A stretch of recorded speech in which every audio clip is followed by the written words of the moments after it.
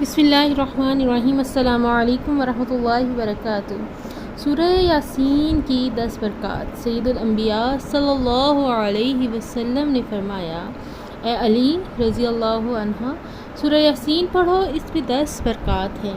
Number 1, भूखा पढ़े तो सैर हो जाता है, प्यासा पढ़े तो सैराब कर दिया जाता है। नंबर 3, नंगा लिबास से महरूम पढ़े तो इसे लिबास पहना दिया जाता है।